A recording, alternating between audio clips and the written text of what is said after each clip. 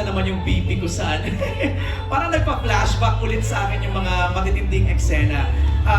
Kanina nakwento ko po backstage kina Kim and Pao na napanood ko yung Linlang. Up to episode 13, Inay. Isa na lang, isang episode na lang matatapos ko na siya. Kaya I'm so excited to throw in yung mga tanong na gustong malaman ng mga tao. Without spoiling, syempre. Kasi marami pang hindi nakakapanood ng Linlang. Let's start off with yung napanood nating success at impact ng Linlang. I wanna ask Kim and Paolo, ano ang inyong reaksyon sa naging pagmamahal o pagyakap ng mga Pilipino at ibang lahi sa seryeng Linlang? Let's start off with Paolo. Pao? Hello, Jay.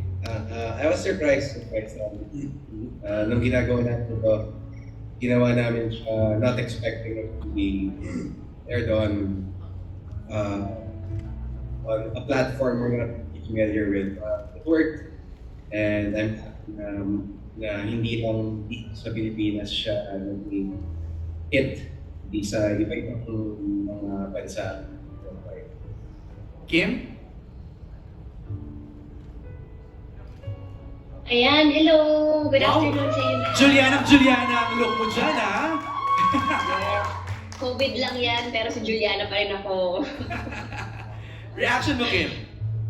Ano naman, sobra kaming, unexpected yung itinakbo ng Linlang. Actually, nagulat din ako. Yung lahat ng fear ko nawala, and then I'm very thankful and na-acknowledge kami sa ibang bansa.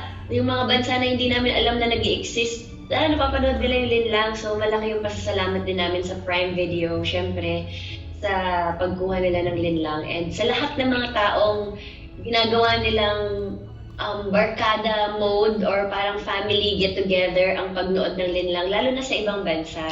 So it's a very big blessing for all of us. Actually, unexpected blessing, and we're very grateful for that. Kim, naalala mo yung nagkita tayo sa parang malapit sa studio ng ASAP, tapos parang sabi mo sa akin, ayoko na, parang after nito mag-iiba na ako ng pangalan. Do you remember that? Oo. Tapos sabi ko sa'yo, iba talaga to, iba to. So, happy naman ako na nagagalit sila kay Juliana at hindi kay Kim Chiu. So, it's a success. Thank you so much. Congratulations. Inay, reaction niyo po sa naging tagumpay ng Linlang? Nakanganga ako nun eh. Yung tulala. Sabi ko, siya nga ba? Sabi ko, totoo ba talaga ito? O chika-chika lang tayo. Pero totoo daw. Kaya sabi ko, ay, ang ganda naman ang nangyari. Are you excited also na sa Free TV naman, mapapanood na inyong pinaghirapan? Oo. Kasi sigurado iba yung dito sa atin dahil, di ba? Iba yung sa kanila isang oras yun eh. Tsaka may araw lang. Dito, everyday mapapanood. Actually, na-surprise nga ako, nagtyaga ang mga subscribers ng Prime. Oo. Kasi dati sanay tayo, binge watch na, isang diretso, tapusin na natin to. Ito hindi, Inay, nag-aabang sila every week. Every week. Oo. Oo. Totoo. Hindi ba parang yung turnabout ng mga pangyayari, talagang si God lang ang pwede makaalam noon. Tama. Kaya gulatan factor yung nangyari sa amin. Nagkagulatan siya. Direct na touch ni Inay yung hindi namin napanood pa lahat. So let's talk about that. Marami pa kaming hindi pa napapanood. We wrote the creative wrote the whole series as a weekly show. Okay. So yung storytelling noon, kung magta 30 minutes ka kada araw, so that's roughly around 2.5 hours. Okay. Isang buong script na ganyan kakapal. And when we presented it to Amazon, they just asked for an hour of an episode and 14 episodes of that. So you can just imagine roughly 60% of the original story Nawala. wala ka napapanood. Oh, wow! Kaya iba yung experience. You know, it's gonna be a lesson on structure and storytelling. For you, as a director and also the... No, for everybody. For the everybody. viewers na. Kasi while you say it's very successful in Amazon, yun kasing structure noon 1 hour. Yes. Oo, kaya hindi ka tinigilan. Yes. Now, if you have a 30-minute show, which is roughly less than actually 22 minutes per day, iba din yung experience. Tama. So now, you would observe what holds your attention, how the actors will fare in this kind of time. Kasi diba, the time is important in storytelling. So makita mo. But the happier thought is that 60% yung hindi pa nakikita. Direk Jojo, tama yung sinabi ni Direk FMM. So ngayon, pag nung pinapanood ko kasi siya, ang bilis. So parang ako din, may mga elements ako na parang, wait. Bakit naging ganun? So bubuksan niyo yun? Yes, merong explanation tsaka backstory yung ibang mga eksena. Kung paano mga yung pala yun, kaya napunta dun yung eksena na yun. Okay. Yung, iba rin kasi yung editing style ng Free TV sa Prime. Sa Prime. So yung storytelling may iba rin. I mean yung style. Right. Danica, what worked? Feeling namin yung relatability kasi real sila ng mga tao. So kahit si Juliana, kahit gusto mo siyang sampalin pag nakasalubong mo siya, kahit papaano maiintindihan mo bakit niya nagawa yung mga bagay-bagay. So feeling ko yung audience kasi naman sila very